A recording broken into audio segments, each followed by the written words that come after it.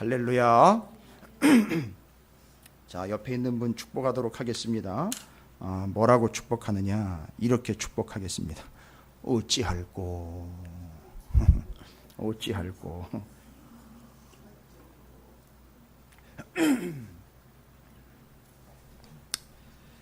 여러분 뭐 장난삼아 드리는 말씀이 아니라는 걸 좀 알아주시면 될 것 같고, 오늘 본문에 어찌할꼬라고 분명히 37절에 그렇게 시작을 하고 있습니다. 어찌할꼬. 가끔 저 혼자 내뱉는 말이기도 하고요, 또 무언가 바라보면서 안타까운 마음에 어찌할꼬라고 탄식 어린 소리로 나오는 말이기도 합니다. 자, 오늘 이 말씀에 좀 집중해 보시길 바라고요. 사도행전 2장 마치 여러분이 느끼시기에는 뭐 사경의 시간인가 뭐 이렇게 느끼실 수도 있을 것 같고, 근데 사경회가 따로 있는 게 아닌데 꼭 사경회 때만 성경 공부를 하려고 들어요. 다른 때는 성경을 놨다가 사경회 때만 돼가지고선 연급 올라간다니까 그거 되게 좀 수료증 받아가지고 또 나중에 뭐 장로 되고 권사 되는데 뭐 시험 면제, 권사는 시험이 없구나. 장로 되는데 뭐 시험 면제해 준다니까 그것도 한 6년치 잘 받으면 그걸 또 인정해 준다고 어디 지방에서는 또 그렇게 다 해가지고선 또 그런 거 노리고 또 하는 사람들도 있어요. 근데 여러분, 매 시간이 말씀이 한 구절이든 두 구절이든 그 시간이 사경의 시간이에요. 말씀을 말씀 있는 그대로 풀어서 제가 오늘 기도했던 것처럼 마치 여러분이 엠마오로 가는 그 두 제자 중에 하나처럼 그걸 풀어주실 때 정말 마음이 뜨거워지는 그런 복된 자리가 되시기를 주님의 이름으로 축복합니다. 뭐 다른 걸로 제가 여러분에겐 드릴 수가 없어요. 전 돈도 없고 뭐 드릴 게 별로 없습니다. 그래서 오직 말씀만 붙잡게 하시는 것 같아서 감사를 드립니다. 아울러 여러분들도 저를 위해서 좀 기도를 많이 부탁을 드립니다. 제가 이제 후반기 일정이 쭉쭉 나오고 있는데, 아무래도 이것을 우리 교회뿐만이 아니라 다른 데에도 좀 나눠야 될 것 같습니다. 여러분 기도회 많이 해주시고요. 그래서 좀 연락들이 좀 오고 있는데, 준비를 잘 해서 이 땅의 민족의 교회에 제가 좀 나눴으면 좋겠다라는 마음이 있어요. 교만한 마음 아닙니다. 하나님께서 막 기회를 주실 것 같아요. 그래서 그 말씀들을 좀 계속해서 나누고 싶습니다. 그들과 나누기 전에 저는 여러분과 함께 먼저 나누고 여러분에게 나눴던 것들을 또 다시 정리를 해서 또 많은 이들에게 나눌 수 있으면 얼마나 좋을까, 그런 마음에 오늘 저녁 사도행전 2장 전체의 말씀들을 성령 충만, 성령 임재, 성령 세례, 성령의 역사라는 이 여러 가지 단어들로 막 설명되고 있는데, 성령에 대해서 좀 설명을 드리려고 합니다. 이 상당히 중요한 거예요. 물론 새벽기도 오신 분들은 쭉쭉 설명을 들으시면서 그때그때 핵심적인 키포인트는 정리를 하셨겠지만, 오늘 여기서 다시 정리하시면서 거듭 새겨보시면 좋을 것 같고, 오늘 처음 들으시는 분들은 명확하게 다시 들으시면서 정리를 하시면 될 것 같습니다. 드디어 성령이 임하십니다. 2장이죠. 제가 지난주 지난 시간에도 이렇게 함께 나누면서 얘기해요. 여러분, 성령이 임재하시게 된 것은 지난번에도 질문을 드렸지만 거기 모인 사람들이 기도했기 때문입니까? 아니면 하나님의 약속 때문입니까? 그때 여러분 대답을 그렇게 하시질 않았는데 금세 까져드셨어요? 둘 다라고 제가 분명히 말씀드린 것 같은데, 분명히 약속을 하셨기 때문에 주셨어요. 그런데 하나님은 뭐 하지 않는 한 역사하지 않는다? 그렇죠. 기도하지 않는. 그래서 하나님은 기도하는 자들을 통해서 역사하신다라고 이야기했습니다. 그래서 하나님은 장소와 시간을 정해주셨어요. 어디죠? 거기 다락방에서 이 성령이 임재할 때까지라고 이야기를 했어요. 작게는 10일. 오순절 성령이, 그래서 예수님께서 이 땅에 부활하시고 난 다음에 계신 시간이 40일이니까 넓게 잡으면 40일이고요. 짧게 잡으면 10일이에요. 집중적으로 기도했던 것 그렇게 길지 않았으나 그들이 그걸 믿고 약속을 믿고 그렇게 모여서 기도하면 결과가 어떻게 됐느냐 하면 약속하신 대로 성령이 임했습니다.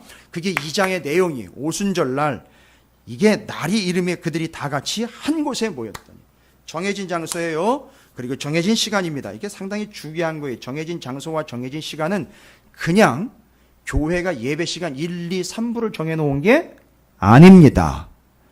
약속의 장소, 약속의 시간이, 하나님의 약속이 이루어지는 장소와 하나님의 약속이 이루어지는 시간이에요. 그래서 예배 시간 잘 지키세요. 시간 놓치지 마십시오. 이건 정해진 바와 하나님의 계획입니다. 분명히 120명이 정해진 시간에 모여서 기도를 했다라고 분명히 나와 있습니다. 그리고 성령이 임한 걸 보고는 조롱하는 자들이 뭐라 그랬느냐면, 야, 이 저놈들 술 취해가지고 엉망진창이구나. 바깥에서 보면서 그 안에 있는 이들을 술 취해가지고 난리가 났구나라고 이야기할 때 베드로가 직격탄을 날려버립니다. 15절 보십시오. 15절. 그들이 막 기도하여 성령이 충만해가지고 각 나라의 방언이, 여기서 말하는 방언은 지금 우리가 하는 그런 방언 얘기가 아닙니다. 각 나라의 말로 들렸다는 거예요. 각 나라에서 온 사람들이요. 근데 그들이 그렇게 각 나라의 말로, 아니 갈릴리에서 온 사람들이 각 나라의 말로 방언을 했어요. 근데 그 각 나라에서 온 사람들이 자기네 나라 말로 다 알아들었다고요. 그래서 이게 바벨탑 사건에서 언어를 흩어놓은 하나님의 역사가 여기서 성령을 통해서 통일되는 역사로 다시 재조명되고 있다는 걸 이제 여러분 아실 거예요. 그게 성령의 역사인데, 그때 야 저거 새 술에 취해가지고선 엉망이구나라고 13절에 이야기하는 자들에게 베드로가요 아주 단호하게 칼같이 날려버립니다. 뭐라고 얘기합니까? 15절에 베드로가 오순절날 설교했을 때 성령의 임재한 사건을 보고 이게 어떤 의미인지를 설명을 하는 내용 중에 도입부에 쫙 치고 나갑니다. 조롱하는 자들에게 아주 일침을 가가지고 날카롭게 잘라버립니다. 뭐라고 얘기합니까? 때가 제 삼신이. 여러분 이게 별거 아닌 것 같죠? 제 삼신이라고 누가가 기록을 했고 그걸 베드로가 선포를 했어요. 입으로. 때가 제 삼신데! 라는 얘기예요, 여러분. 현재 시간을 알려드리겠습니다. 3시 이 얘기가 아니에요. 베드로가 지금이 3시인데! 라고 강력하게 얘기한 거라고요. 모인 사람들 앞에서 조롱하는 사람들이 주변에 다 쭉 이렇게 아주 가재미 눈을 하고 쳐다보면서 자가 아니지 마 이러면서 바라보고 있을 때 베드로가 그들을 보면서 탁 얘기, 지금이 몇 시인지 아느냐고? 3시인데! 라고 이야기하는 겁니다. 유대교의 3시는요, 3시는요? 제가 새벽에 얘기했어요. 우리는 3시 하면 새끼 이런 것만 생각이 나요. 3시라는 말은 이 사람들이 이야기하는 뭐 3시, 6시, 제9시 뭐 이런 얘기 있잖아요. 거기서 6을 빼시면 돼요. 6시간 빼시면 돼요. 그러면 뒤로 넘어가면 뒤에 그 시간에 뒷시간 6시간 뒤. 그러니까 지금 3시니까 몇 시라는 얘기예요? 오전 9시라는 얘기예요. 여러분 이거 왜 얘기하는 줄 아세요? 거기 모여 조롱하는 사람들이나 함께 모여있는 사람들이 제3시는 뭐하는 시간이라는 걸 다 알고 있는 거죠. 3시, 6시, 9시 9시, 12시, 3시에 기도하는 시간이라는 거예요. 미쳤냐? 니들 제정신이냐? 지금 우리가 술 취해가지고 지금 이러고 있는데 니들은 우리한테 술 취했다라고. 그럼 우리는 지금 여기 모여가지고 정확하게 3시면, 아니 정확하게 오전 9시, 12시, 3시만 되면 기도하는 시간이라는 걸 잊지 않고 기도하는 사람들한테 함부로 그딴 식으로 이야기를 해? 그건 우리가 술 취한 게 아니라 성령의 역사, 뭐 하기 때문이죠? 기도를 통한 성령의 역사 때문에 이런 현상이 나타난 거야 라는 걸 단호하게 칼같이 잘라버리는 겁니다. 여러분 이런 단호함이 묻어있는 거예요. 이 사도행전 2장은요. 우리가 소리를 고래고래 지르면서 기도한다고 성령이 임하는 게 아니고 이런 명확하고 단호함이 묻어있기 때문에 거기 성령이 임재하셔서 그 성령의 임재가 무엇을 의미하는지를 2장 1절부터 정확하게 설명을 하고 있는 겁니다. 잘 보십시오. 성령이 임재한 사건 2장 1절부터 13절까지 먼저 보시면 성령의 임재라는 건 뭘 이야기하는지를 잘 설명을 하고 있어요. 그러면 여러분 성령의 임재는 뭐지요? 성령의 임재는 결론적으로 성령이 임재하신 거죠? 성령이 임재했다라는 것은요. 결론적으로 이야기하면 홍 집사님 정확하게 얘기하셔도 돼요. 그건 맞는 얘기예요. 말씀이 이루어진 거지요. 그러니까 앞에 있는 기다려 약속한 것을 기다려 떠나지 말고 내게서 들은 아버지께서 약속하신 것을 기다려 약속한 것 줄 테니까 했는데 그 말씀하신 대로 이루어진 것이지요. 그러면 이걸 다른 표현으로 하면 성령의 임재는 말씀의 결실, 예? 말씀의 성취 됐습니까? 말씀이 이루어졌다는 거예요. 결실을 맺었다는 겁니다.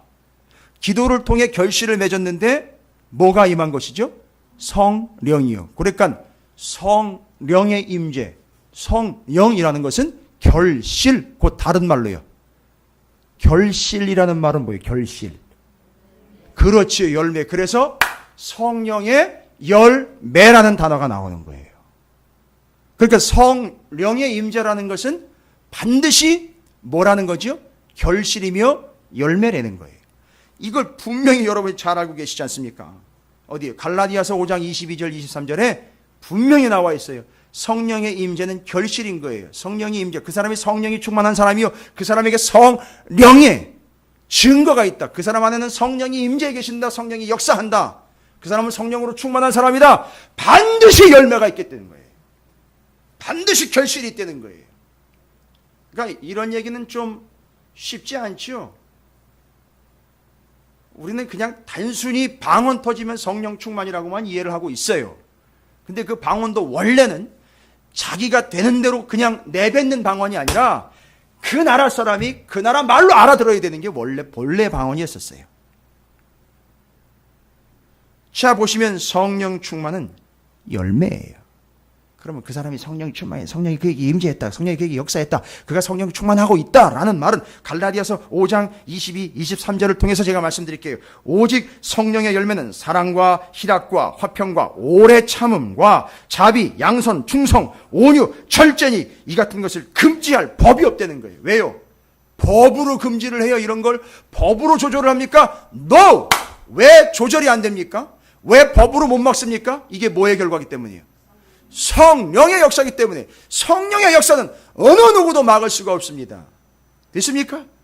그래서 성령이 역사했다는 얘기는 여기 나와 있는 것처럼, 갈라디아서 5장 22절 23절 나와 있는 것처럼 사랑, 희락, 화평, 오래 참음, 자비, 양선, 충성, 온유, 절제가 그 사람에게 있다는 얘기예요.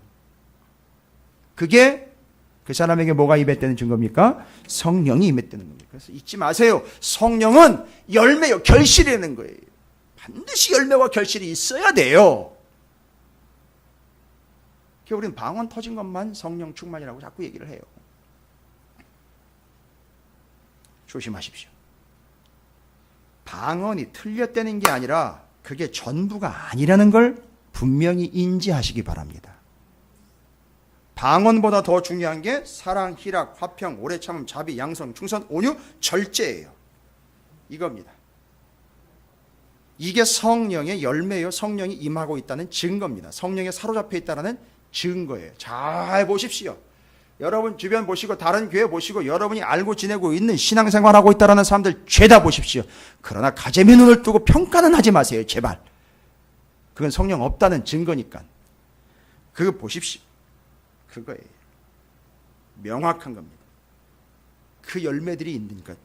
그 다음에는요, 성령의 역사는 뭘 이야기하느냐? 3절과 4절을 보시겠습니다. 마치 불에 혀처럼 갈라지는 것들이 그들에게 보여 각 사람 위에 뭐예요? 어떻게 임했습니까? 하나씩 임하였더니 그들이 다 성령의 충만함을 받고 성령이 말하게 하심을 따라 다른 언어들로 말하기를 시작하니라. 야, 이게 지금 뭘로 임한 겁니까? 성령이? 예? 불로 임한 거예요. 그죠? 맨날 불러만 이러는데 이 의미를 좀 잘 보시죠. 각 사람에게 각각 그 위에 임했습니다. 여러분 이렇게 임했는데요. 불이 임했는데 어떻게 됐어요? 사람들이? 불이 임했는데 엊그젠가 그 비가 한참 오는데 그 경동시장 쪽에 뭐 불이 났는지 냄새가 매캐한 게 막 날라오는데 오이고 그저 빨리 살펴봤죠. 빨리 도망가야 되나 어쩌나 봐가지고 그 비 오는데도 그렇게 연기가 나오더라고요. 불이 나가지고. 불이 임하면 어떻게 되게 돼 있어요? 타게 돼 있는데 각 사람에게도 임했고 전체에도 임했는데 어떻게 됐어요? 타지 않았습니다. 요 얘기하면 제가 새벽에 또 얘기한 거예요. 요 얘기하면 불이 임했는데 안 탔어요. 그럼 우리 이거 그냥 대충 넘어가지 말고 불이 임했는데 안 탔다고요. 뭐 어디서부터 나오는 겁니까 도대체? 어디에 나와 있습니까? 불이 임했는데 안 탔어요. 이건 신약이니까 구약에 좀 나는 여러분께서 기억하시는 바를 좀 얘기해 보십시오. 그렇지요. 모세의 떨기나무에 불이 임했는데 안 탔어요. 자, 그러면 그건 뭘 얘기하는 겁니까? 불이 임했으니까 불이 임한 게 아니고 불이라는 형태를 통해서 하나님이 임재하신 거예요. 그러니까 지금 성령이 임재했다는 얘기는 하나님이 임재했다는 얘기인 거예요. 됐습니까? 그리고 각 사람에게 각각 불이 막 혀처럼 갈라졌어요. 그래가지고 각 사람에게도 임하고, 그리고 거기 모인 사람들이요, 뭐예요? 그들이 다 성령의 충만함을 받았대요. 여러분, 한 사람도 예외가 있다 없다? 없다. 통일적으로 거기 모인 사람들이 싹 다 임한 거예요. 자, 성령의 역사는 개별적임과 동시에 전체적이다라는 걸 이야기하고 있어요. 그러니까 이 개별적인 것과 전체적인 걸 구분을 못하니까 맨날 자기 개별적인 것만 이야기를 해요. 어떤 사람은요, 그 경험이 다니까, 미천하니까. 또 어떤 사람은 전체가 다 동의해야 한다라는 개념으로 나가요. 그래서 성령의 임재를 하나로만 보고 있어요. 양쪽을 다 봐야 되는데. 이해가 되십니까? 이렇게 개별적이기도 하지만 전체적이기도 하다라는 사실이에요. 어느 하나로 치우치는 게 아니라 두 개가 다 조절이 돼야 됩니다. 그러니까 혼자 잘났다고 떠들어댄다고 성령 충만이 아닌 거예요. 결론은 전체가 다 하나가 돼야 되는 거죠. 이 두 개가 다 동일하게 역사하는 겁니다. 개별적, 전체적.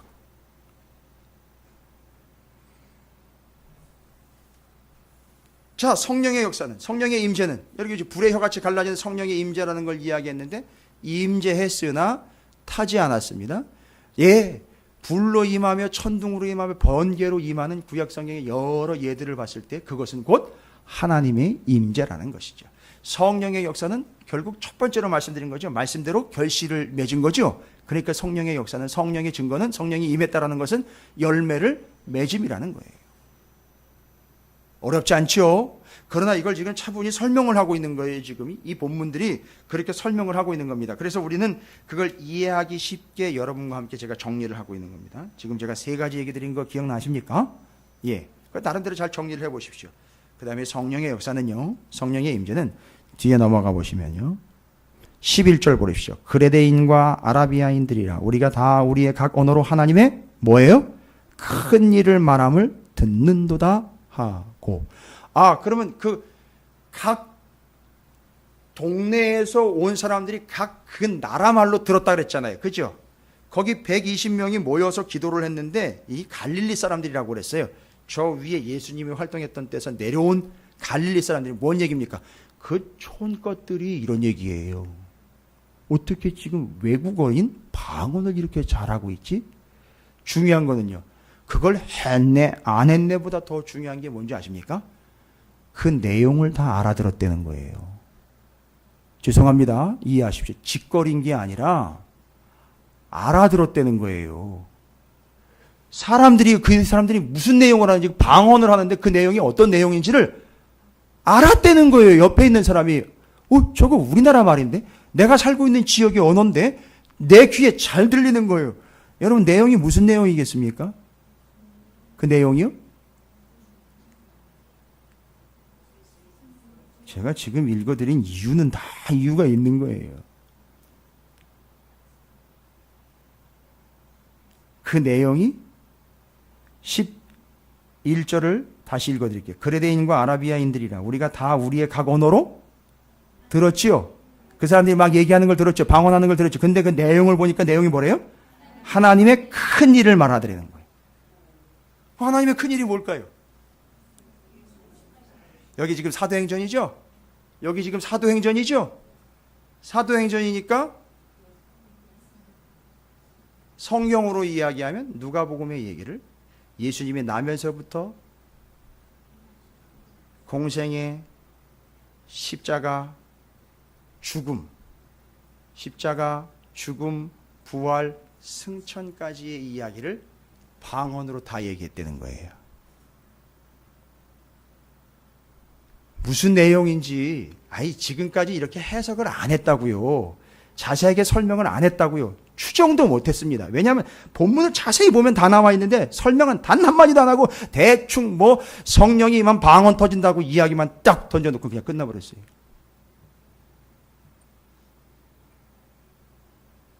그 내용이 뭔지를 다 알아들었다는 얘기예요. 근데 그게 하나님의 큰 일이라는 거예요. 하나님의 큰 일이 뭔가 봤다. 예수님께서 이 땅에 오셔가지고 자기가 십자가의 죽으심으로 죽어가는 영혼들을 살려내고 승천하셔서 약속하신 그 성령이 지금 여기 왔다는 거예요. 임했다는 얘기입니다. 그걸 말하고 있는 거예요, 지금. 그걸 설명하고 있는 겁니다. 그러니까 성령의 역사는요, 성령의 임재는 보십시오. 성령의 임재 자체가 하나님의 크신 역사일 뿐만 아니라 성령의 임재를 통해서 하나님은 하나님의 크신 일을 행하신다라는 거예요. 할렐루야. 됐습니까?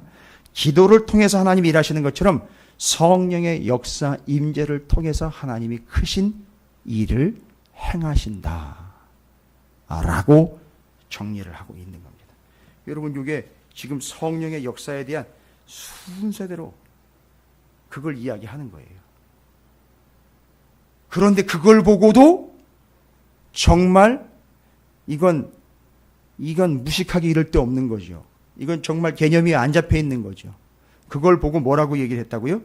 어떤 사람들은 정말 이게 하나님의 큰 일이 나타난 거구나 라고 인정을 했는데, 반대편에 있는 사람들은요, 13절 어떤 이들이 뭐하고 나왔어요? 조롱하여 이르되 그들이 세술에 취하였다 하더라. 여기 조롱했다라는 말이 우리나라 말로는 이해에 한계가 있습니다. 조롱했다라는 말은, 여러분, 일반적으로 조롱했다라는 말은 우리나라 말로 어떤 뜻이 있습니까? 뭐 무시한다, 우습게 본다, 뭐 가짜않게 여기다, 뭐 이런 뜻이지 않습니까? 그런데 헬라어로는 조롱하다라는 말은 그런 뜻이 아니에요. 단어가 쉬운 단어는 아닙니다. 디아케일리조마이라는 단어인데 그냥 외우실 생각하지 마시고 그런 단어구나 알고 계시. 디아케일리조마이라는 단어인데 뜻이 뭐냐면 아주 난폭하게 대하다, 폭행을 가하다, 이런 얘기예요.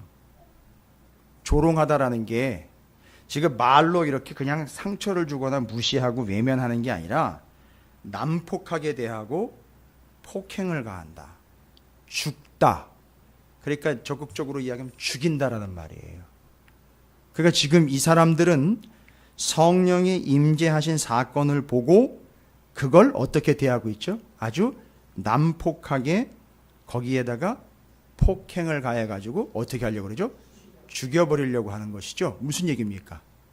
성령은 임재했는데, 성령은 역사했는데 그걸 어떻게 하려고 그런다? 죽여버리려고 그런다. 여러분, 불을 줄인다, 불을 끈다라는 표현을 다른 말로 불을 죽여버린다라는 표현으로 쓰죠.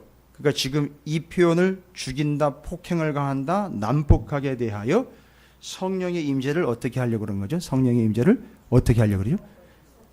없애버리려고 그러고 꺼버리려고 그러고, 이게 성경에서는 정확하게 다 나와 있어요.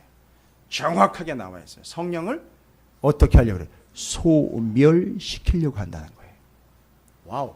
그러니까 이거 안 믿는 사람들은요, 성령이 무엇인지도 모르고 성령이 임재하지도 않은, 뭐한 그런 거는 뭐 그냥 개념도 없고, 성령이 충만하거나 성령이 임재라는 개념조차 없는 그 대적자들의 입장에서는요, 그 성령은 뭐 하려고 하는 대상이라는 거죠?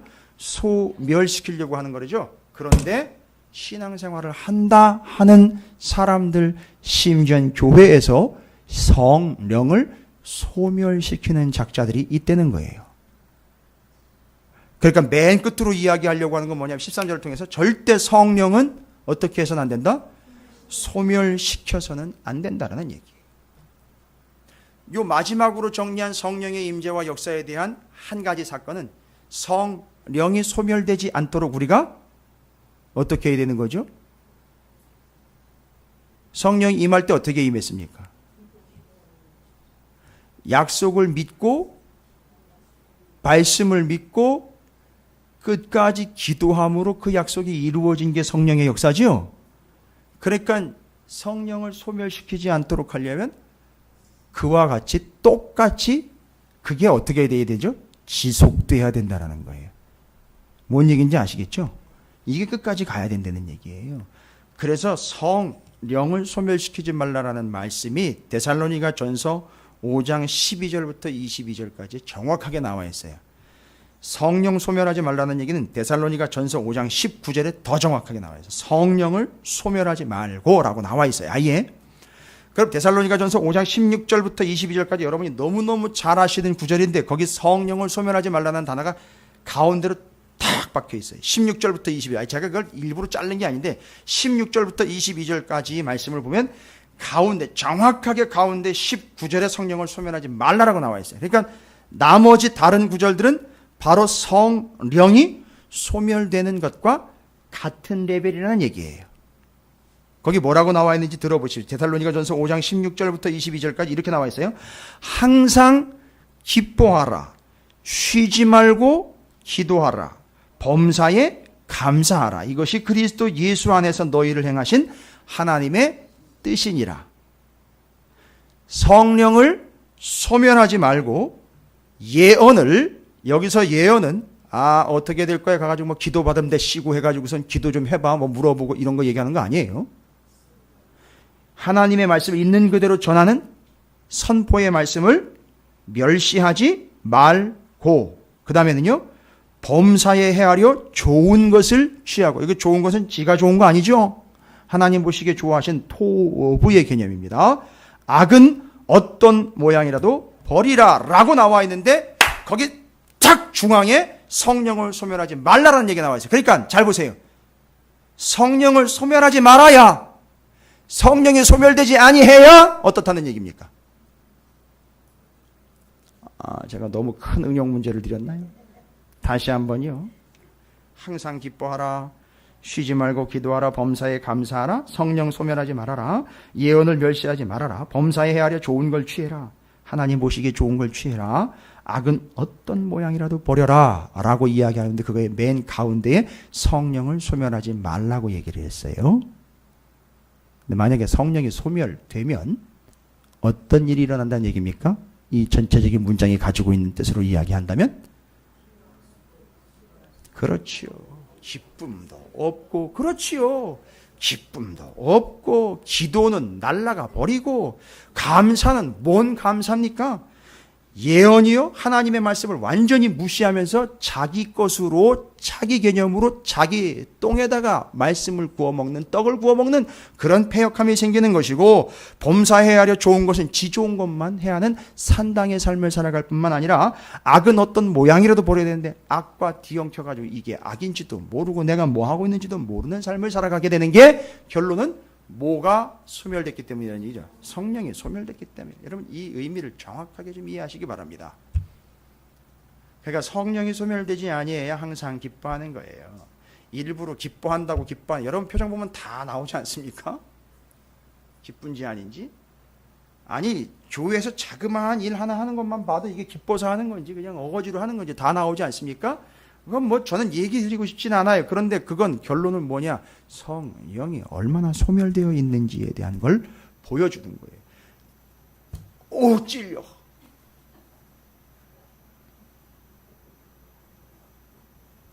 우리 교회나 내니 이런 얘기 하죠. 다른 교회 가서 이런 얘기 해봐요.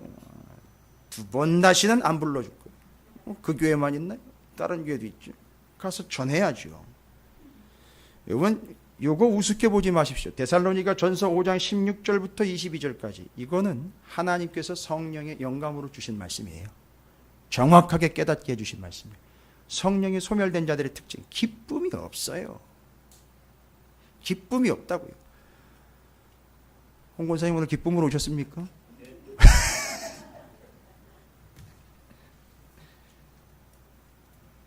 어떻게 쉬지 않고 기도를 합니까? 어떻게 쉬지 않고 기도해요? 성령의 역사가 아니면 불가능한 거예요. 범사에 감사해. 아니 내가 지금 이 모양 있고 어떻게 범사에 감사해? 성령의 역사가 아니면 안 된다는 겁니다. 이해가 되시죠? 이게 성령의 역사요. 성령을 소멸해서는 안 되는 거죠. 그러나 항상 우리 주변에서는 사단과 공격자들이 뭘 하려고 노린다? 그 사람에게서. 여러분 아까 성령은요 모이면서 동시에 뭐라고 얘기 드렸는데 기억나십니까? 두 측면이 있다 그랬는데, 그렇죠. 개인적이면서 전체적이라. 그러니까 이 사단과 이 공격자들은요 우리 안에도 있어요. 그 성령을 소멸시키는 사람들이 있어요. 예전에는 뭐 아우 저 사람 아주 찬물을 쫙쫙 끼얹는다 그러잖아요. 그런 것처럼 그런 역할을 하는 사람들이, 성령을 소멸시키는 사람들이 있어요. 분명히 있습니다. 근데 개인적으로도 그런 역할을 하는데 교회 전체적으로도 그렇게 소멸시키는 역할을 해요. 그래서 절대 성령은 소멸돼서는 안 됩니다. 성령이 어떻게 해서 임재했는지 여러분 이제는 정확하게 기억을 하시죠? 어떤 기능적인 측면이나 어떤 수단과 방법으로 성령이 임한 게 아니에요. 그죠? 약속하신 걸 믿고 그 약속을 붙잡고 그냥 끝까지 기도한 거예요. 그 유명한 얘기 있잖아요. 그 아메리칸 인디언들이 기도하면 반드시 비가 온대잖아요. 왠지 아시죠? 예? 그 비가 올 때까지 기도하니까 그거예요. 약속이 이루어질 때까지 기도했기 때문에 성령이 임한 거지, 어디 함부로 사람을 붙잡고 성령이 임하기를 함부로. 조심하십시오. 우리 가운데는 어느 누구도 그런 능력이나 그런 자격을 받은 사람은 없어요. 성령이 어떻게 임했는지를 보시면 아는 거예요. 예. 그것처럼 성령이 소멸되지 않도록 그걸 어떻게 해야 된다는 얘기죠? 쭉 이어가야 된다는 얘기예요. 됐습니까? 예. 상당히 중요한 얘기입니다. 그래서 제가 한 5가지로 성령의 임재 충만에 대해서 말씀을 드린 거예요. 어떻게 정리되셨습니까? 예. 자, 요 성령의 임재의 사건을 이제 14절 이후로 베드로가 해석을 합니다. 36절까지. 이 성령이 임재한 사건은 어떤 의미인지를 베드로가 설명을 해요. 이게 이제 수제자입니다. 베드로가 설명을 하는데 자기도 처음 겪어보는 일인데, 야, 이게 어떻게 이런 일이 발생이 됐지? 너무 놀라운 일 아닙니까? 그죠? 너무 기가 막힌 일이에요. 너무 어마어마한 일이 벌어진 거예요. 가만히 볼까, 이게 어쩌다가 일어난 일이 아니라는 거예요. 베드로가 그것 때문에 고민을 하면서 밤낮으로 뭐를 했느냐 하면 구약 39권을 죄다 살펴봤어요. 구약 39권을 죄다 살펴봤는데 성경에 120명이 모인 그 다락방에 성령이 임재한 사건이 구약 성경에 예언이 되어 있어요. 이걸 찾아낸 거예요. 그래가지고 그 내용을 정확하게 모인 사람들에게 싹 설명을 해줍니다. 여러분, 그 당시 베드로가 신학교를 나왔다거나 어디 가서 설교 세미나에 참석을 해가지고 성경 강해 세미나를 듣고 온 게 아니고요. 39권의 성경을 면밀하게 살펴본 결과 정확하게 예언서에 마가의 다락방에 성령이 임했던 사건을 정확하게 기록을 해놓은 예언자가 있었다는 거예요. 그리고 그 내용이 그대로 기록이 돼 있어요. 우와, 놀란 거예요, 이 베드로가. 그래가지고 모인 사람들에게 이게 지금 적당히 일어난 일이 아니라 하나님의 말씀에 기록된 대로 이 사건이 일어난, 그리고 왜 성령이 임했는지를 이제 설명합니다. 그걸 설명하기 위하여 베드로가 찾아낸 구절이 뭐냐 하면 구약 성경의 요엘서예요. 우리는 하도 베드로가 요엘서를 가지고 설교했다라는 얘기로 하도 들어와가지고 그냥 베드로의 설교, 성경 본문 요엘서를 가지고선 요 상황에서 설명을 한 설교라고만 넘어왔는데, 그렇게 무시하고 그렇게 간단히 볼 일이 아니에요. 베드로가 정확하게 구약 성경의 요엘서를 정확하게 풀어놓습니다. 그 본문이 어디냐면 요엘서 2장 28절부터 32절까지의 내용을 있는 그대로 갖다가 인용을 해요. 근데 요엘서에 나와 있는 말씀이 거기 기도로 인용되어 있죠. 17절부터 21절까지요. 그죠? 요건 요엘서를 그대로 이야기. 그러니까 지금 주일날, 이번 주일날 본문이 어딘지 기억나십니까, 여러분? 예? 돌아오는 주일 말고 지나간 주일이요. 에스겔서 6장이죠. 마치 베드로가 여기 이 성령이 임재한 사건을 정확하게 설명을 하기 위하여 본문을 어디로 정했느냐 하면 요엘서 2장 28절부터 32절까지를 본문을 정한 거라고요. 정해놓고 보니까 거기 기록된 내용 그대로 어떻게 됐죠? 오늘 이루어진 거예요. 이거 누가 알려준 겁니까? 아니요. 아무도 알려준 사람 없습니다. 정확하게 이야기하면 성령의 임재 후에 이 설명이 들어가죠. 그러니까 뭐죠? 성령께서 알려주신 거예요. 그걸 영감이라고 그러는 거예요. 됐습니까? 제가 가끔 사용하는 표현이에요. 그 영감. 영적인 감동을 주신 거예요. 그래서 요엘서가 정확하게 매치가 됩니다. 뭐라고 나와 있습니까? 요엘서에 17절부터 나와 있죠.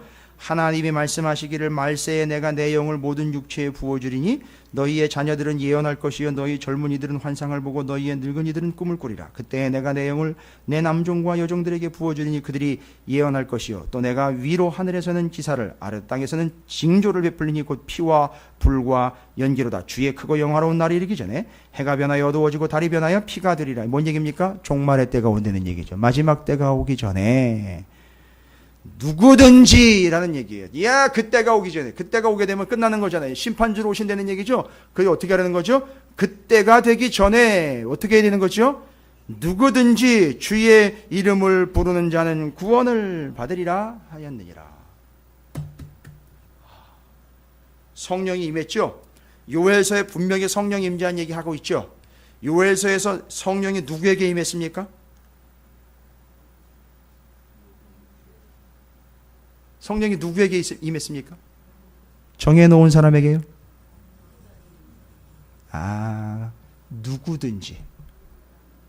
누구든지요. 여종, 남종 가릴 것 없이 누구든지요. 그렇지요. 그 성령이 임했고 그 성령이 임한 자들의 특징입니다. 누구든지 주의 이름을 부르는 자는 구원을 받으리라. 와우. 뭔 얘기입니까? 요엘서를 통해서 정리 끝냅니다. 성령이 하나님의 은혜와 약속으로 임합니다. 누구에게든지 임할 수 있다는 얘기죠. 이건 놀라운 사실입니다. 이방인이건 뭐건 가리지 않습니다. 다 임합니다. 근데 성령이 임하면 특징이 생깁니다. 어떤 특징이 생깁니까? 주의 이름을 부른다는 거예요. 그럼 그 주의 이름을 부르면 어떻게 된다는 거죠? 구원을 얻게 된다는 거죠. 와우. 그러면 성령이 임한 이유는 뭡니까? 성령이 임하셔서 주의 이름을 부르게 되고 그 이름을 부른 자들은 어떻게 된다는 거죠? 맞습니다. 구원을 받게 된다는 거죠. 그러니까 성령이 임재하여 주의 이름을 부르게 하시고 그 이름을 부른 자들은 구원을 하게 하시고 그리고 그들을 하나님은 부르신다는 얘기예요. 그게 구원입니다. 됐습니까? 주의 이름을 부르는 자를 하나님이 부르신다. 이게 그 구조입니다. 됐습니까? 이게 어떤 걸 통해서 역사하신다고요? 성령의 임재를 통해서 주의 이름을 부르고 주의 이름을 부른 자들을 구원해낸다는 얘기입니다. 이게 요엘서를 통해서 정리한 겁니다. 그 다음에는요, 성경을 또 인용을 해요. 그것도 구약 성경이에요. 어디를 인용합니까? 시편. 누구의 시편이죠? 다윗의 시편을 인용합니다. 이게 놀라운 거지요. 다윗의 시편을 또 뒤에 인용을 합니다. 25절 다윗이 그를 가리켜 이르되 라고 나와 있습니다. 뭐예요? 내가 항상 내 앞에 계신 주를 배웠으며 나로 요동하지 않게 하기 위하여 그가 내 우편에 계시다. 그러므로 내 마음이 기뻐하였고 내 혀도 즐거워하였으며 육체도 희망에 거하리니 이는 내 영혼을 음부에 버리지 아니하시며 주의 거룩한 자로 썩음을 당하지 않게 하실 겁니다. 주께서 생명의 길을 내게 보이셨으니 주 앞에서 내게 기쁨이 충만하게 하시리로다 하였으므로 형제들아 내가 조상 다윗에 대하여 담대히 말할 수 있니 다윗이 죽어 장사되어 그 묘가 오늘까지 우리 중에 있도다. 30절 중요합니다. 그는 뭐래요? 선지자라. 하나님이 이미 맹세하사 그 자손 중에서 한 사람을 그 위에 앉게 하리라 하심을 알고 미리 본 고로. 뭘 미리 봤습니까? 누구를요? 예수를요. 다윗의 후손인데 예수님으로부터 몇 년 전입니까? 1000년 전인데 1000년 전에 예수를 미리 보고 1000년 전부터 1000년 동안 다윗의 시편에는 누가 올 거라는 게 기록이 되어 있는 거죠. 예수 그리스도가 이미 그의 시편에 나와 있는 거예요. 그래서 누가복음에 보면 예수님이 분명히 성경에 대해서 모세의 율법과 예언서와 다윗의 시편에 나에 대해서 기록이 됐다고 분명히 얘기를 했어요. 근데 다윗이 자기의 시편에다가 누구를 얘기를 했느냐 하면 예수님을 얘기를 했어요. 그래서 30절에 다윗을 뭐라고 불렀습니까? 선지자라고 부른 거예요. 다윗은 왕인데. 그런데 왕이면서 동시에 선지자예요. 이거 뭐 발견되는 거 없습니까? 예수님 얘기인 거예요. 놀랍죠. 선지자는 특징이 뭡니까? 말씀을 전하는 자, 증거하는 자. 자, 보시면 다윗 얘기를 왜 꺼냈습니까? 32절, 이 예수를 하나님이 살리신지라 우리가 다 이 일에 뭐예요? 증인이로다. 요엘서를 통해서는 누구든지 그 이름을 부르는 자는 구원을 얻을 것이요. 그렇게 되기 위해선 뭐가요? 성령이 임재해야 가능하다는 얘기를 했고요. 여기서는요, 다윗의 이야기를 통해서 성령이 임하시면, 그렇지요. 사도행전에 분명히 나와 있는 거 땅끝까지 이르러 내 증인이 되라. 아하, 그러니까 다윗이 왕이었음에도 불구하고 선지자 증인이 된 것처럼 너희들도 성령이 임하시면 그 이름을 부르는 자에서 이제는 그 이름을, 그렇지요, 전하는 증인이 될 것이다라는 걸 이야기하는 거예요. 이게 기가 막힌 구조를요, 죽었다 깨어나도 모르는 사람은 몰라요. 이건 누가가 정확하게 이 구조로 요엘서와 다윗의 시편을 통해서 이름을 부르는 자, 그 이름을 증거하는 자, 요렇게 그 두 개가 다 뭘 통해서 이루어진다는 거죠? 성령의 임재를 통해서 이루어진다는 거예요. 그러니까 성령의 역사 임재가 아니면 두가는 불가능하답니다. 그 이름을 부를 리도 없고, 그래서 구원받을 리도 없고, 그 이름을 전할 리도 없다는 겁니다. 그래서 성령의 임재가 아니면 불가능한 것. 설명 끝내버렸어요. 베드로가요. 여기 지금 표현은 안 나와 있지만 여기 있는 사람들이 정말 놀래 자빠졌어요. 와우, 어떻게 이걸 이런 식으로 설명을 다 하지? 기가 막힌 얘기인데 하고는 그 요엘서의 말씀과 다윗의 시편 말씀을 들은 사람들이 반응이 옵니다. 아주 정확하고 명확하게 가져다가 탁 꽂아버리니까 정확하게 성령의 임재가 뭘 의미하는지 제가 5가지 특징에 대해서 얘기 드렸죠.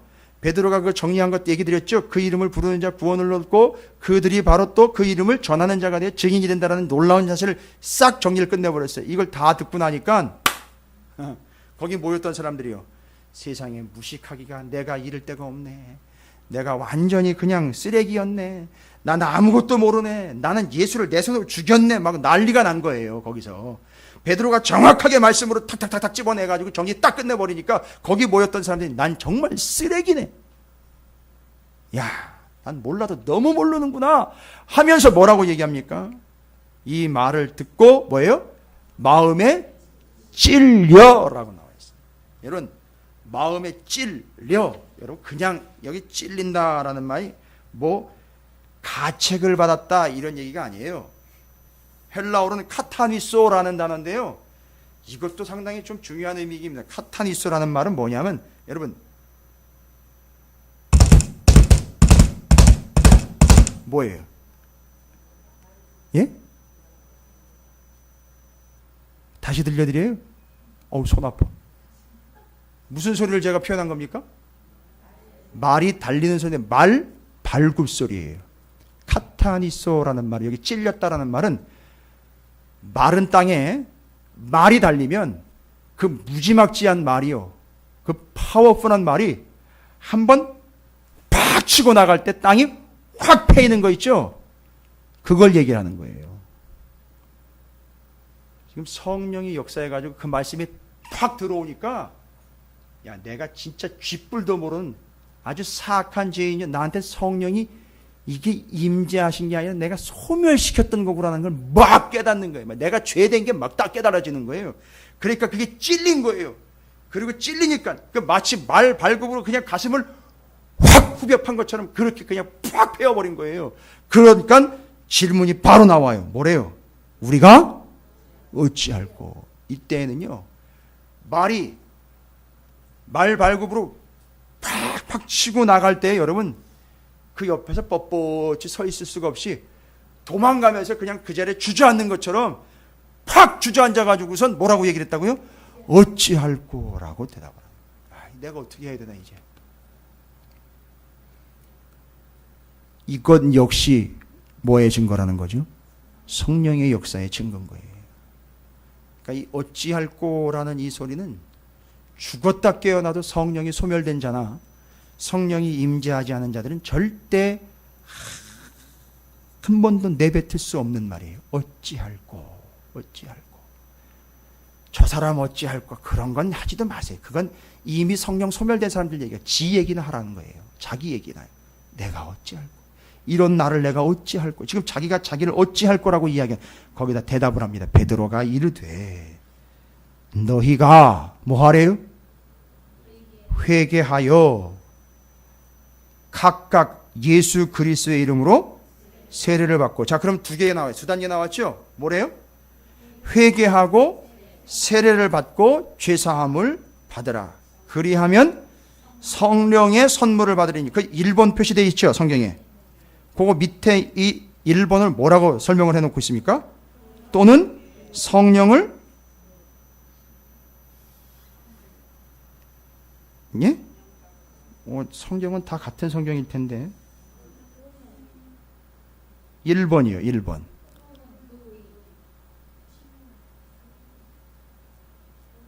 여러분이 뭘 잘못 보신 것 같아요? 1번입니다, 1번. 또는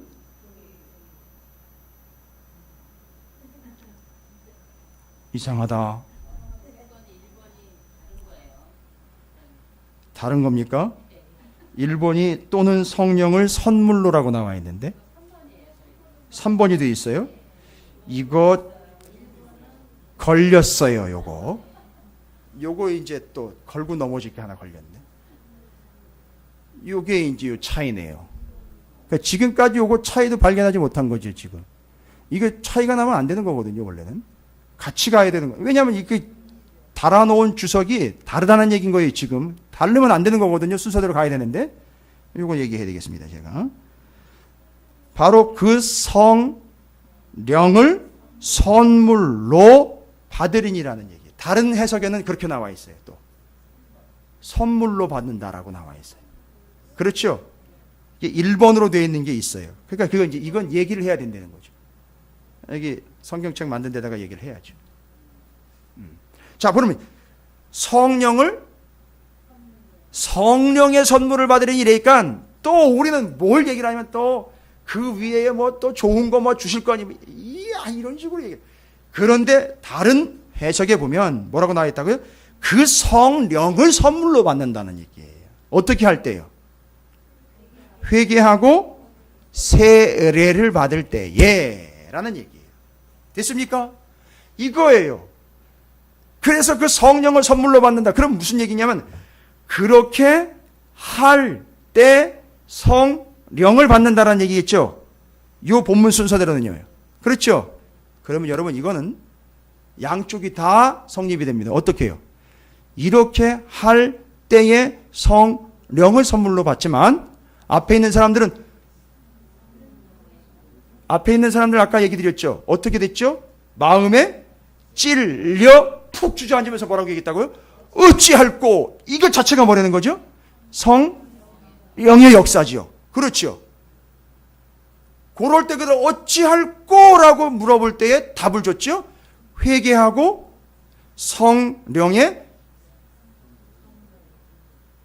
주님의 이름으로 세례를 받으라.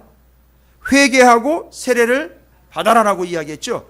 그러니까 그렇게 되면 성령을 선물로 받는다라는 게 이 본문의 순서지만 뭐도 성립된다? 그 역도 성립이 된다는 거죠. 어떻게 해요? 성령이 임한 사람들은 또한 어떻게 한다는 얘기죠? 회개와 세례를 받는다는 거예요. 됐습니까? 이거 오해하시면 안 돼요. 이거 잘 정리하시고 이건 반드시 기억해 두셔요. 헷갈리시면 안 돼요. 회개하여 세례를 받으면 성령이 충만하다라는 거예요. 그래서 성령을 선물로 받았다는 얘기가 그거예요. 성령이 임재했다는 얘기입니다. 그러나 반대로 성령이 임재했다는 사람들을 하는 행동을 보면 뭐 하는 거죠? 회개 반드시 따라옵니다. 회개하고 세례를 받는. 목사님 세례 한번 받았는데요.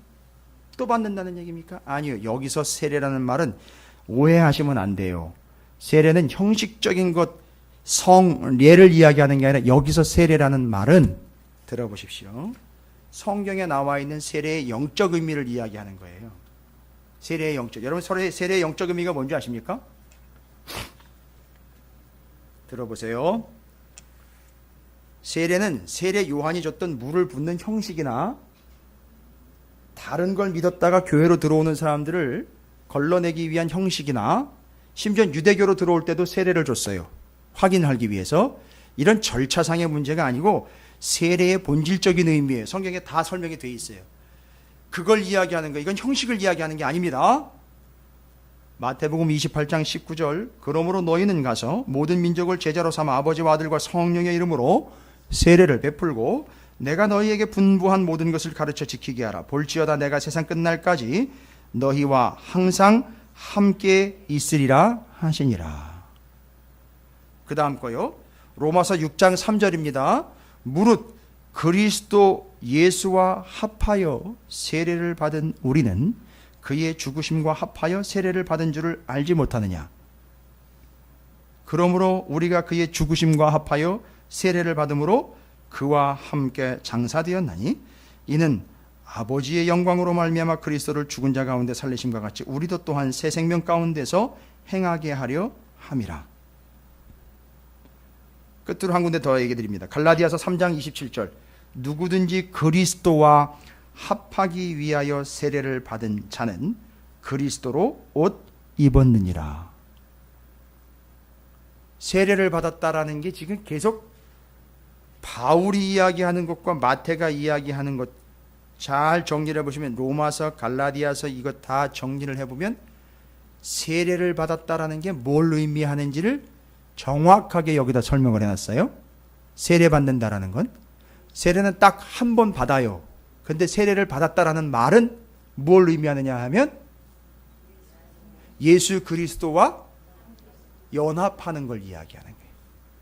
그래서 여기 지금 세례를 받았다라는 말은 예수 그리스도와 뭐가 된 거죠?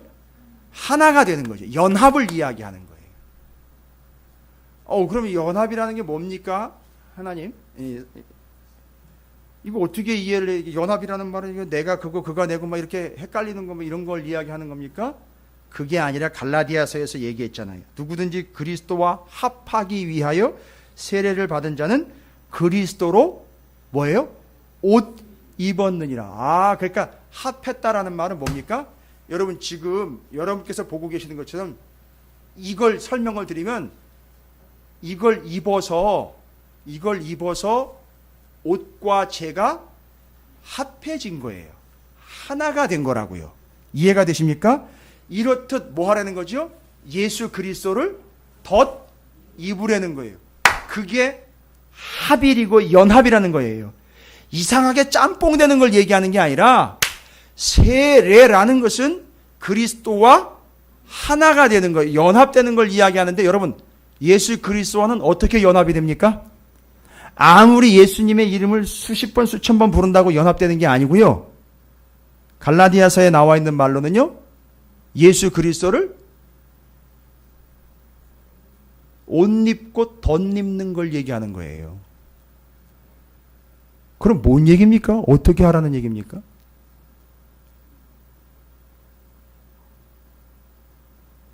덧입다, 옷 입다.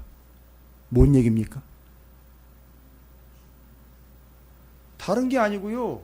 매일매일 예수를 입어요. 뭔 얘기입니까? 예수님은 지금 안 계셔요. 그 예수님의 말씀과 예수님의 가르침과 예수님의 지도와 예수님의 인도하심, 예수님의 명령 있지 않습니까? 그걸 매일매일 어떻게 하는 거죠? 준행하고 입는 거예요. 행하는 거라고요. 그걸 덧입는 거로 표현한 거예요. 그리고 여러분께 다시 한번 말씀드리지만 덧입다, 덧대다라는 건 더 꽉 붙잡는다라는 걸 이야기하는 거잖아요. 그게 뭐죠? 주님과 연합한다라는 말의 의미예요. 그리고 회개와 세례를 이야기하면서 그렇게 하면 어떻게 된다는 거죠? 성령을 선물로 받는다는 거죠. 또한 성령을 선물로 받은 사람들의 특징은 어떻게 한다는 거죠? 회개하며 그 예수 그리스도와 연합을 계속 이루어 간다는 얘기죠. 야, 이제 너희들이 살 삶의 방식이다라고 이야기해 주고 있습니다. 그렇게 살라는 거죠. 근데 여러분, 여기 너희가 회개는 뭐죠? 회개는 거기서 돌아오는 거예요, 여러분. 아닌 거에서 돌아오는 거예요. 지금 지난 주일에 이야기로 하면 그 산당에서 빨리 내려와야 된다고요. 내려놓으라고 얘기하지 말고, 내려놓는다고 얘기하지 말고, 오늘도 참 답답한 얘기를 하나 들었는데, 어떤 교회 장로 얘기인데요. 정말 답답하더라고요. 삐져가지고서 난리도 아니에요, 지금. 교회를 안 나온다는 거예요. 아니, 제 선배님 교회 얘기예요. 목사님 찾아가고, 사모님 찾아가고, 교회들 다 찾아갔는데, 난리도 아니에요. 그냥 가만히 얘기를 들어보니까, 자꾸 사람들을 산당으로 올라오라는 거예요. 자기가 거기 있으니까, 자꾸 올라오기를 바라는 거예요. 그리고 자기는 거기서 뭐라고 얘기하냐면, 나는 다 내려놨다는 거예요. 뭔 장면인지 이해가 되시죠? 거기서 내려올 생각을 하는 거기 꼭대기에 올라가가지고 계속 자기가 높아지려고 하면서 사람들 보고는 올라오라 그러면서 올라와가지고는 뭔 얘기를 하냐면 난 다 내려놨다는 거예요. 난 다 내려놨다네. 그러니까 내려놓은 걸로 되는 게 아니라 어떻게 해야 돼요? 내려가야 되는데 사람들 올라오라 그래가지고 자기가 내가 여기서 어려우니까 날 찾아와라. 내 보러 와라. 목사도 움직여야 된다. 사람들도 다 나를 중심으로 움직여가지고 여기 올라와서 내가 어떤 존재인지를 인정받기를 원한다. 아직 끝까지 버티고 있어요. 이야, 아주 정확하게. 만약에 제가 그 교회 가지고 지난주 설교했으면요 저보고 나가라 그랬을 거야 아마. 아주 정확하게.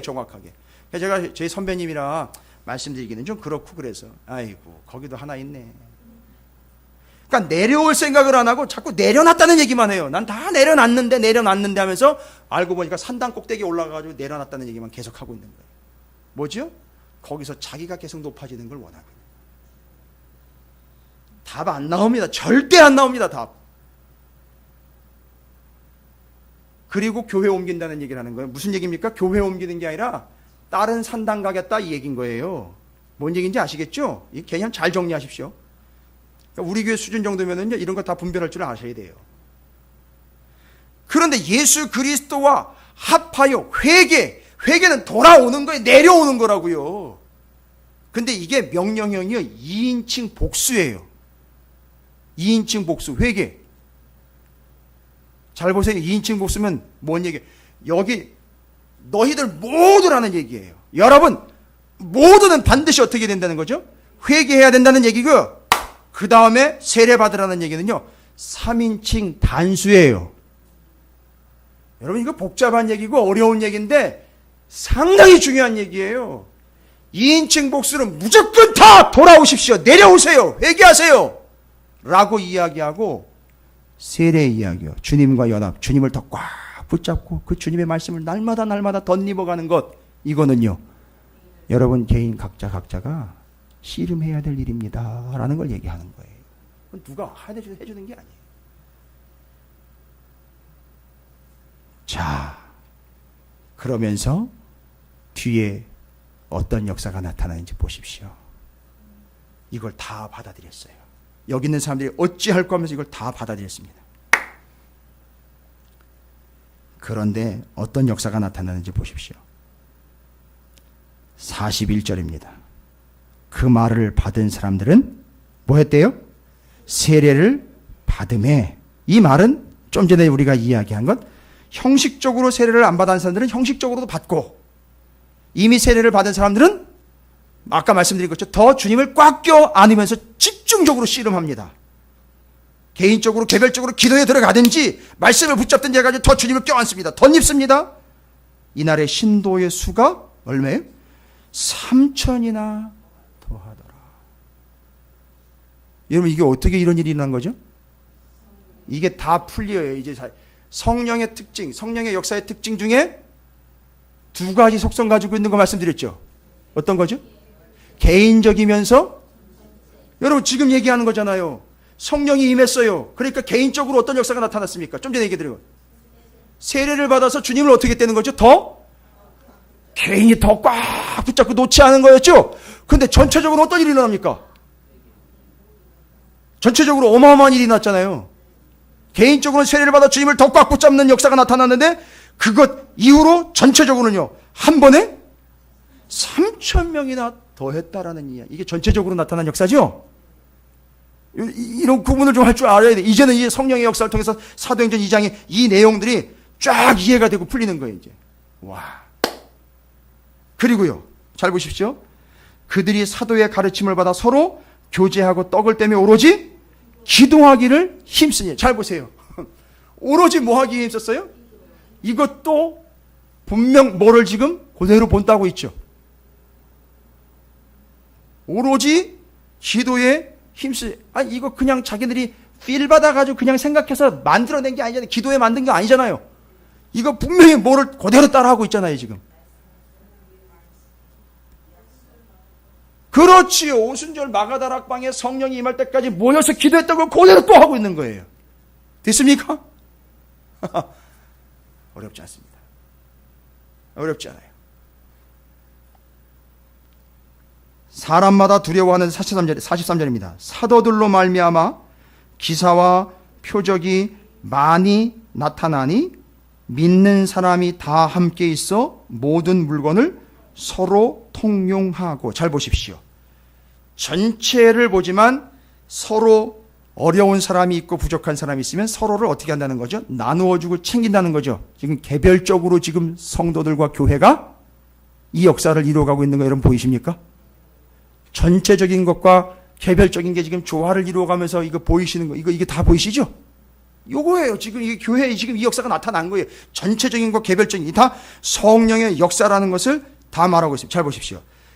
또 재산과 소유를 팔아 각 사람의 필요를 따라 나눠주며 날마다 마음을 같이하여 성전에 모이기를 힘쓰고 집에서 떡을 떼며 기쁨과 순전한 마음으로 음식을 먹고 하나님을 찬미하며 또 온 백성에게 칭송을 받으니 주께서 구원받는 사람을 날마다 더하게 하시니라.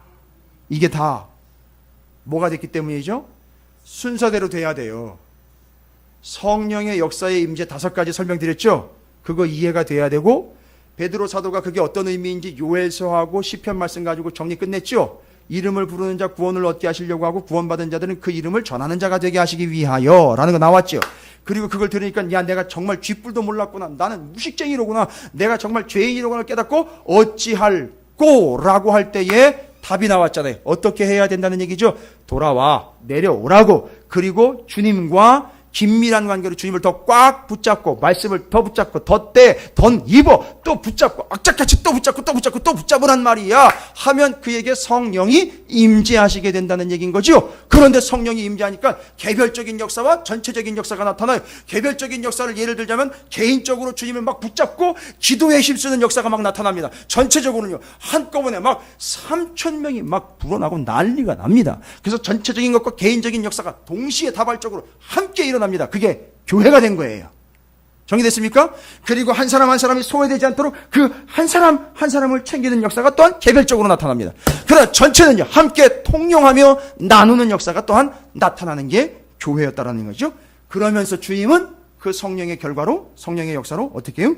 구원받는 사람을 날마다 더하게 하시니. 이 구원받는 사람이라는 이야기는 결론은 뭡니까? 구원받는 사람이라는 아까요 그 이름을 부르는 자. 그리고 그 사람은 결국 구원받는 자로서 구원받은 자로서 어떤 삶을 살아갈까요? 증인의 삶을 살아간다는 얘기죠. 그리고 이 사람은 또 아까 어찌할 거라고 물어봤을 때 대답을 준 거 그 삶을 살아간다는 거죠. 사도행전 2장 시간적으로 이야기하면 한 3-4시간에 걸쳐서 한 3-4교시에 걸쳐서 말씀을 정확하게 정리를 좀 해야 되는데, 여러분은 오늘 이 짧은 시간에 세상에나 그것 이야기하고 짧았다라고 이야기를 하고 있으니, 제가 얘기 드렸잖아요. 그 사경의 개념이라고 말씀드렸잖아요.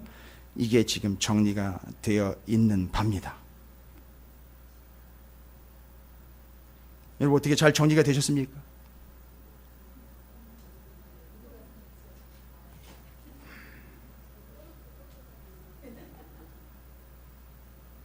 저도 방법이 없어요.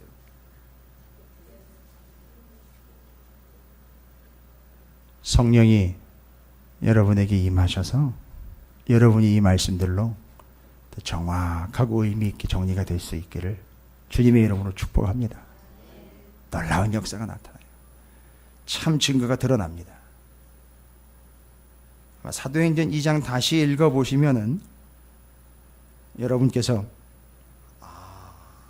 이렇게 정리가 되는 것이로구나 라고 아마 보이실 거예요. 그래서 이게 이해가 돼야 3장 넘어가면 베드로와 요한이 못 걷게 된 일을 고치는 이야기가 나와요. 그래서 자기들이 한 게 아니라 지금 성령께서 이 역사가 계속 이어지고 있는 것을 증거하게 됩니다. 이게 설명이 돼, 이 2장에 상당히 중요한 분수령이 되는 2장이 설명이 돼야 그 뒤로 놀라운 역사들이 명확한 근거를 얻게 됩니다. 그래서 3장 6절에 베드로가 이르되 은과 금은 내게 없거니와 내게 있는 이것을 내게 주노니 나사렛 예수 그리스도의 이름 나왔잖아요.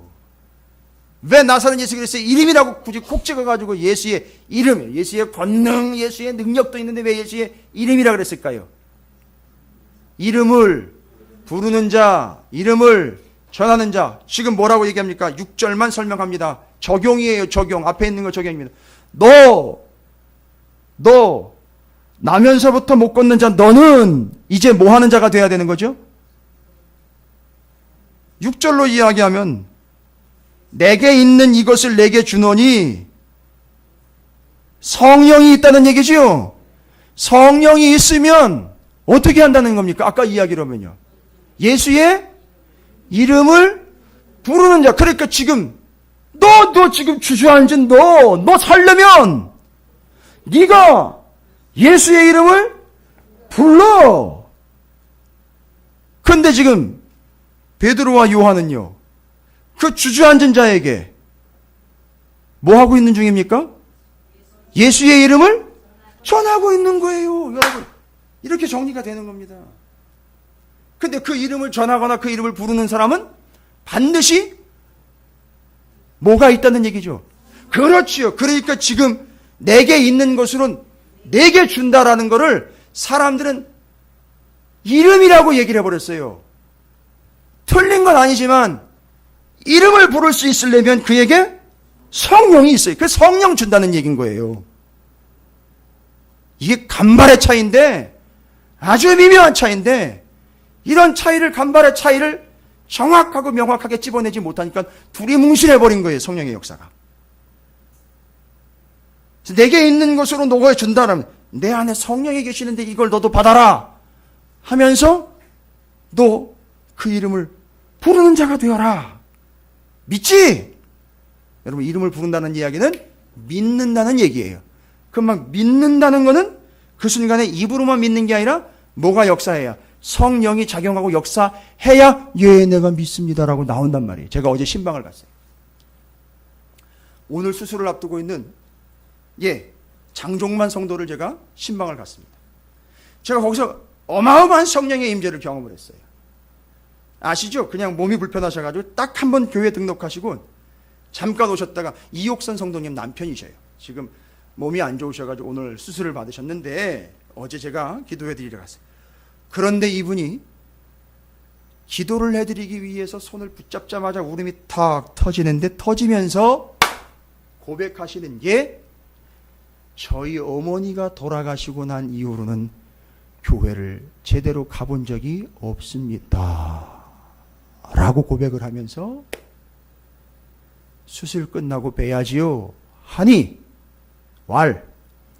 제가 교회로 찾아뵈야지요 라고 고백을 하시더라고요. 눈물을 막 흘리는데 제가 거기서 뭘 봤는지 아십니까? 그 영혼에 어찌할꼬라는 걸 들었어요. 정말 간절한 마음에 어찌할꼬라는 소리를 제가 들었어요.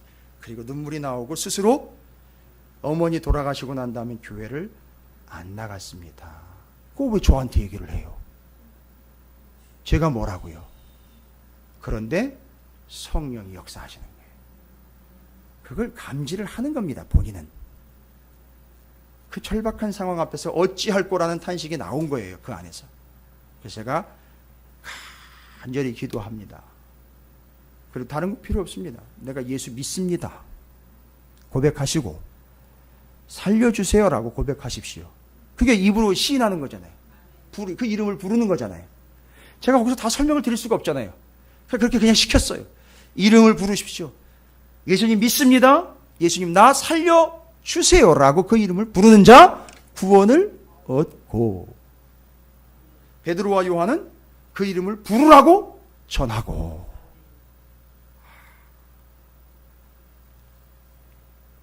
여러분, 이게 전도예요. 아주 명쾌해졌습니다. 아주 분명합니다. 여러분, 그 이름을 부르는 자가 되시기를 바랍니다. 또 그 이름을 전하는 자가 되시기를 주님의 이름으로 축복합니다. 어찌할꼬라고 늘 물으십시오. 성령이 여러분 안에 계시면 분명히 그 질문을 주실 거예요. 어찌할꼬. 대답은요, 회개와 세례. 회개는 돌아와야, 내려와야 되는 거고요. 세례는 주님과 연합, 주님을 더 꽉 붙잡고 계속 덧대는 겁니다. 덧입는 거예요. 그러면 성령을 선물로 주시고, 성령이 임한 사람들은 자연스럽게 돌아오며 주님과 연합하는 삶을 살게 된다라는 게 양쪽으로 다 성립이 되는 거죠. 그러면서 성령이 충만한 교회는요, 전체에서부터 한 사람 한 사람에게까지 이 역사가 나타난다는 사실, 그리고 3,000명을 더할 뿐만 아니라 3,000명의 한 사람 한 사람까지 굶지도 않고 줄이지도 않도록 먹이시는 하나님의 역사가 그 교회에 나타나게 된다는 사실. 잘 보십시오. 그러니까 진짜 오늘날 민족의 교회의 아주 암울한 현실은 왜 이런 현실 가운데 나타났는지 다 답이 드러났어요. 뭐가 소멸된 거죠? 성령이 소멸된 겁니다. 성령이 소멸된 거예요. 그러니까 아까 데살로니가전서 5장처럼 기쁨도 없고 쉬지 않고 기도를 해야 돼. 기도도 없고 감사도 없습니다. 하나님의 말씀을 멸시하기에 이르렀고요. 범사에 자기 좋은 걸로만 취하여 산당으로 올라가 버립니다. 계속 산당으로만 올라갑니다. 악은 모양이라도 버려야 되는데 악과 왈추를 추고 있습니다. 이게 현실이에요. 뭐가 소멸됐다는 얘기죠? 성령이 소멸됐다는 얘기죠. 여러분, 성령 소멸시키면 안 되지 않습니까? 방법은 뭐가 있습니까? 소멸시키지 않는 거, 성령이 충만한 방법은요, 아무것도 없습니다. 약속한 바를 믿고 그냥 무조건 하나님의 성령을 부어 주십시오라고 그때처럼 그렇게 끝까지 기도하는 것 외에는 방법이 없습니다. 할렐루야. 여러분에게 그 성령이 임하시는 복된 존재와 또 교회와 여러분의 가정과 기업과 직장과 여러분의 자녀 손들이 되시기를 주님의 이름으로 축복합니다.